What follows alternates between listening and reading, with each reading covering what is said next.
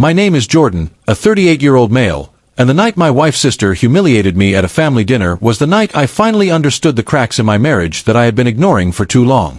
My wife, Elena, had invited her entire family over to celebrate her promotion. Her parents, her younger brother, and of course her older sister, Marissa, who had a reputation for being loud, opinionated, and brutally insensitive. I never liked being around her, but for Elena's sake, I swallowed my discomfort and agreed to host. Throughout the morning, Elena rushed around the kitchen preparing dishes, while I cleaned the living room and set up extra seating.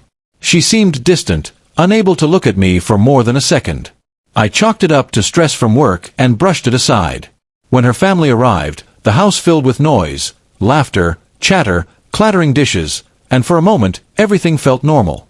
I poured drinks, passed appetizers, and answered the usual small-talk questions about work. But even then, I noticed Marissa watching me with that judgmental smirk she had worn since the day Elena introduced me to her. Dinner began pleasantly enough. Everyone congratulated Elena, and I proudly mentioned how hard she had worked for the promotion.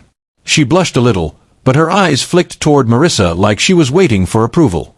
That bothered me, though I tried not to show it. After the main course, as dessert was being served, the conversation turned toward relationships, a dangerous direction whenever Marissa was involved. She launched into a story about her coworker who had settled for a man below her level, and her mother chimed in, complaining how women nowadays lower their standards. I stayed silent, knowing how quickly these topics spiraled. Then, as if the moment had been rehearsed, Marissa leaned back in her chair, narrowed her eyes at me, and said loudly enough for the entire table to hear, "Honestly, Elena could have chosen someone so much better than Jordan. I still don't understand why she settled." The room fell silent so fast it was like oxygen had been sucked out of it. Elena's fork froze halfway to her mouth. Her parents stiffened. Her brother's jaw dropped. I felt the world tilt slightly, not because the word surprised me, but because Elena didn't immediately defend me.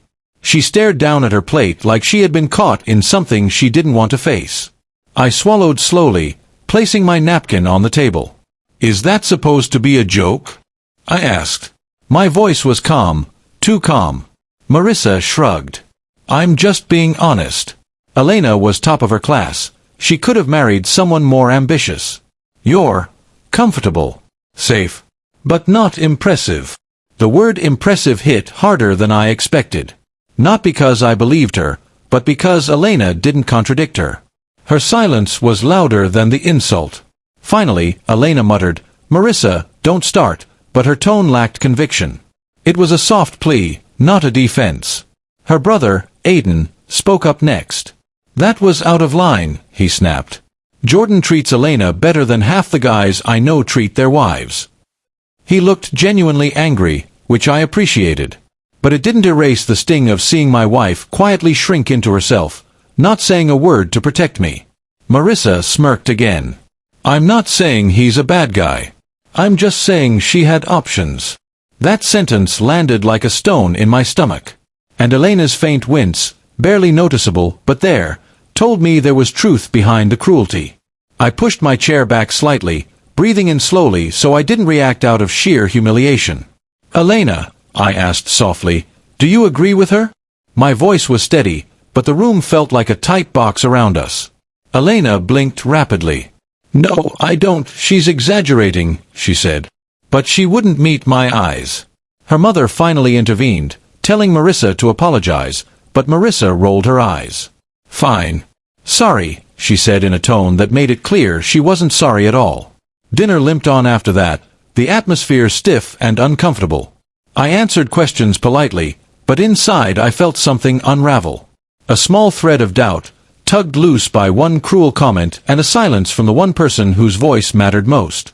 When everyone left and the door finally closed behind them, the house felt strangely hollow. I began clearing plates just to have something to do with my hands. Elena followed me into the kitchen. "Jordan, don't take what she said seriously," she murmured.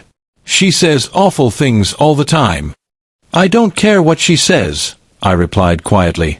"I care that you didn't defend me."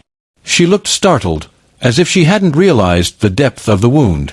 I didn't want to make the dinner more awkward," she said weakly. I met her eyes then. "You didn't want to make it awkward for them." But you were okay with leaving me humiliated." She opened her mouth, then closed it again. She had no answer. That told me everything.